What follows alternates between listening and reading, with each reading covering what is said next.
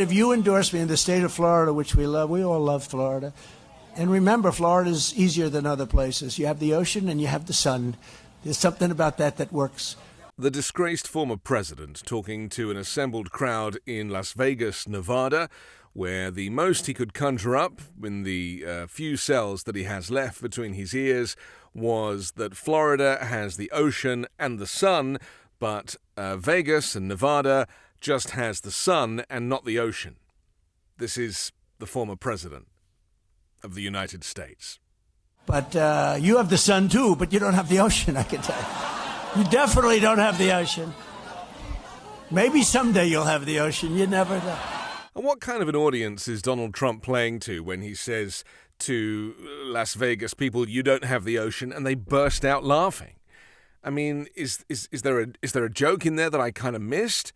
Or is it the fact that he's now using the shape of, I don't know, a coastline, that he's now about to make light of climate change and everyone's going to laugh again? Maybe someday you'll have the ocean. You never know.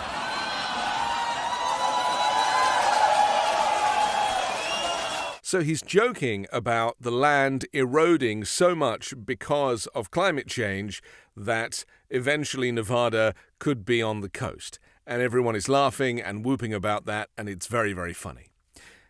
Except it's not that funny. Someday.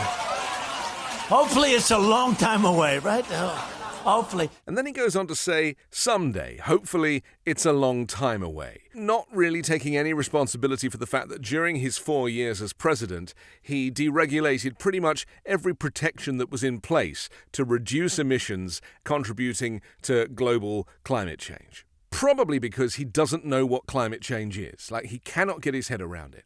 And do you remember when he was interviewed about it when he was president? And he would always say, we have got the cleanest water and the cleanest air. We have the cleanest water. It's crystal clean. And I always say I want crystal clean water and air. So I haven't heard his comments, but we're setting records environmentally. Sir, that's not climate change. I mean, this guy practically gutted the Environmental Protection Agency. This guy put all of his energies in protecting oil companies and saving factories that were spewing emissions into the atmosphere, caring not one jot for the next generation, or even this generation, because if you hadn't noticed, this week has been the hottest week on record. Wildfire smoke has choked cities across the country, and multiple heat waves gripping massive swathes of the nation with no end in sight. The global temperature record broken at least 3 times in a row last week, and this week might even be hotter. And models from the National Oceanic and Atmospheric Administration estimate that 20% of Americans will experience dangerous temperatures this week. We are now experiencing the climate change that they warned us about. They've been warning us about this for the last 50 years. We knew what it was all about. We knew that carbon emissions were the cause of this. We knew it was coming, and now it is so hot, some people cannot go out. They cannot live their lives. They stay in, turn on the air conditioning system, which again puts out even more gas and defeats the object. So, let's be very clear.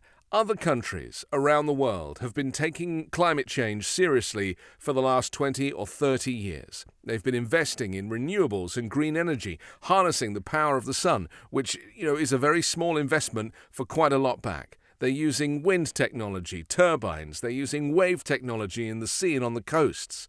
It can be done. Costa Rica is 100% renewable. There's absolutely no reason why the entire United States could not be using renewables. And for some reason, here in the US, it has been politicized. For some reason, the climate crisis, which is a real thing, it's not a Democrat thing. It is science, and it is an opinion that goes right around the world. Every climate scientist is involved, and they are all of the same opinion and same agreement that the data and the science doesn't lie. And yet, for some reason, here in the US, it has become a partisan issue, and Donald Trump can get on stage in front of a whole bunch of his fans and make jokes about the climate crisis, and everybody laughs. You'll have the ocean, you never know.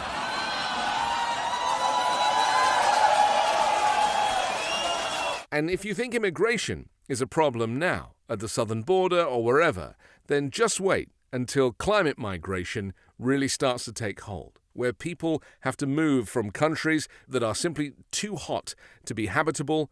They have to get out and go somewhere else. And then treaties will have to be in place, and countries will have to be even more generous with who they welcome, because certain parts of the world will be uninhabitable. And guess what? Those places did not contribute to the climate crisis. Those places do not have factories, do not have millions of cars putting out carbon emissions into the atmosphere.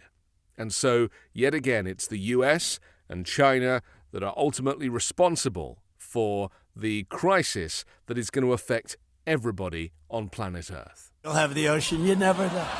I'm Anthony Davis. You can hear me every day on the 5 Minute News podcast, on Wednesdays on MAGA Uncovered, and on Sundays hosting The Weekend Show with Midas Touch.